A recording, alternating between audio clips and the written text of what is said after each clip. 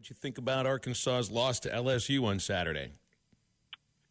Well, when I watched a lot of LSU going back to the beginning of the season before that game, and then I saw the Ole Miss game in person. And one of the things I talked to DJ about on our game day show, DJ Williams, was that what concerned me was that LSU had been inconsistent. Nussmeier had thrown some picks. They just had they only lost one game, but they had hurt themselves a lot in some situations, and they were down to Ole Miss because of that. And then in the fourth quarter, they came back and just played a perfect game, including running the ball. And they came in and did to Arkansas for the whole game what they did in that one quarter against Ole Miss. And I think when they play like that, when any team does what it's supposed to do, they're going to look really good. But we've also seen not just Arkansas, but we've seen other teams struggle with the bye week. Tennessee certainly did. It happens. I think part of what happened to Arkansas was they got hit with some stuff they didn't expect. Again, I don't think they expected LSU would come out running the ball as well as they did because they hadn't done a lot of that. But they did in this game. And then I think Travis Williams had his guys ready for, to stop maybe the deep ball. And we saw they came out and nickel and dime Arkansas on the edges. But I really did think the defense adjusted pretty well late in the first quarter, into the second quarter, in that they started forcing field goals. And that's a lot better than giving up touchdowns. So they were reacting to that. The other thing people are overlooking is the fact that Arkansas had no running game. And I think the reason they had no running game is because Jaquindon Jackson had 5 carries. And if I had to list the number one thing I'm concerned about from here on, it's what's going on with him. Because he comes out, he carries the ball, he gets 6-8 yards, but he goes down and has to go off the field. Then he comes back in later and runs 5 or 6 yards, goes down, has to go back off the field again. What's going on with him? Because I don't think they can win too many games from here on out with him getting 5 carries. He's their best back in terms of finding a little bitty seam and turning it into an 8 and 10-yard gain. I don't think they have anybody else that can do that. And I think that was a huge factor in the loss. Yeah, running game. Got to have a running game. I thought DeBinion was poised. He looked good in those 2 carries, and then he fumbles, and it was kind of the worst turnover of the season. Is LSU, Mike, do you think with Georgia going into Austin and beating Texas, where do you have LSU? Are they your number one team in the SEC right now, or is it Georgia? No, I'd still go with Georgia, but somebody asked me who's the best team, and I said it changes every week. 3 weeks ago, I would have said Tennessee. Mm-hmm. Then I would have said Texas. And now it looks like maybe Georgia, but it could be LSU, but maybe not either one of them. Well, what about their offensive line? Was that the best offensive line we've went against this year, LSU's? Well, they looked like it.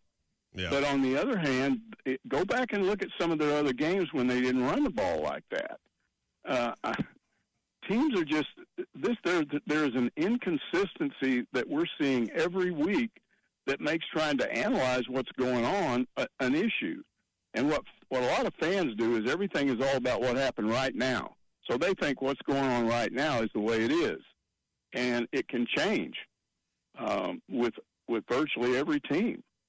I mean, once again, Florida is a team that continues to surprise me because I'm still hearing that Napier's going to be fired, but, I mean, they're playing really good football, and they're surprising people. Vanderbilt, come on, they got to go to Texas now. What's going to happen in that game?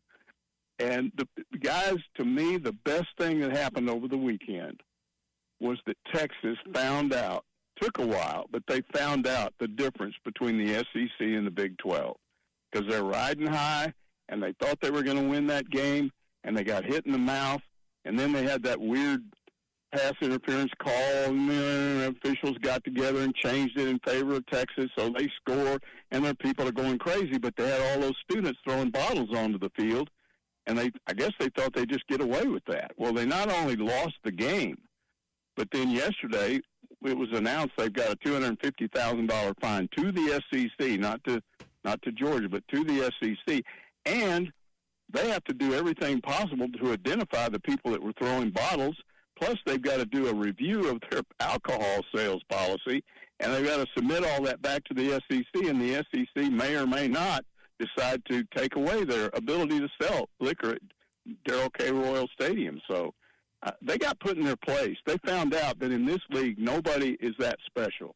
You can't just run roughshod like they did, in my opinion, in the old Southwest Conference days and in the SEC. Or, I'm sorry, in the Big 12. Hey, Mike, when it comes to, the way that LSU very methodically moved the ball down the field. I mean, you look at their game against Ole Miss, they had 12 plays, passing plays that went 15 yards or more. I think they had 1 or 2 against Arkansas. I mean, it was a completely different game plan because they were defended much differently. But do you see the way that they defended LSU and think, you know what? Ole Miss has fast receivers, tall receivers too. Texas does as well. Mizzou does too. I mean, it's not just better quarterbacks that you're facing over this second half of the season. It's more dangerous, more athletic wide receivers. Do we have to start worrying a little bit about the Arkansas secondary because they played it, they gave such soft coverage against LSU, and does that bode more for in the future?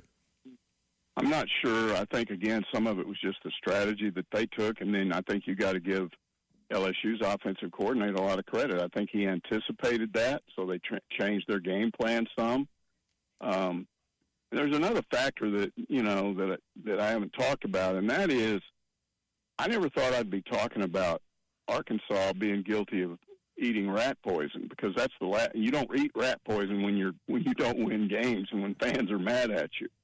But what happened? This team, these guys that have been reading on the internet since all the way back in the spring, August camp, all the way through these games, they never got credit for anything. They got blamed for all kinds of stuff. Well, all of a sudden, those people ran and hid under the bushes, and all the guys, the positive fans come out, and they're telling them for 2 weeks how great they are. That happened on campus. It did. So what's the natural thing that happens? You relax a little bit. You're not angry anymore. You're not playing with fire. And that was the other thing I saw, is it just looked like that whole defense just kind of relaxed a little bit.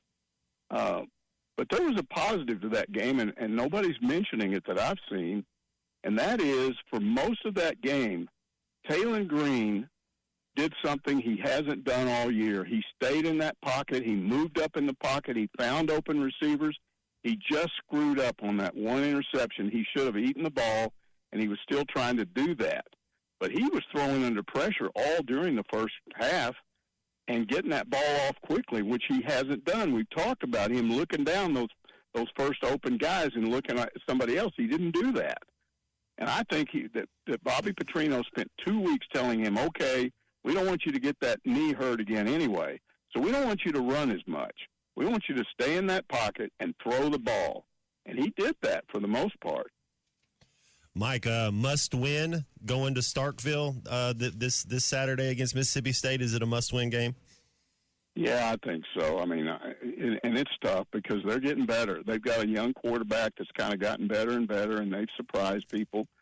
And so Arkansas is going to have to go back down there, and they're going to have to play with that anger that we saw them play against Tennessee and in some of these other games. I thought against Auburn they went down there with a little bit of anger in them.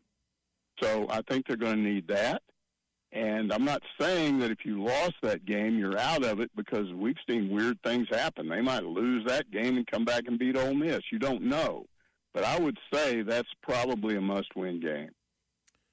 Mike, you brought up the idea of the rat poison that the players might have believed in over the 2 weeks between kickoff against LSU and the win against Tennessee. Do you think coaches also bought into that kind of stuff? Do you think it affected them? We got some texters that think that they didn't see enough fire or care from the coaches. I'm not quite sure how you can determine that, but if the players buy into some of the poison, do you think it affects coaches too? Well, if you watch Travis Williams, no. I mean, he was fired up. I mean, that's the way he is. I didn't notice the difference. Petrino is not some guy that sits out there showing emotion all the time. If he gets mad at somebody, a ref, he then will tear into him. But he's not somebody that usually just stands around with steam coming out of his ears. And Pittman unless he gets mad at the refs and goes out, and we've seen him do that from time to time, he's not a real emotional guy on the sidelines, and he gets criticized for that. They say, oh, he's not setting a good example. The players look at him and he's too passive. I mean, I don't know. I was never a player on the college level. I don't know if a player looks at his head coach and says, he doesn't look mad, I guess I don't care.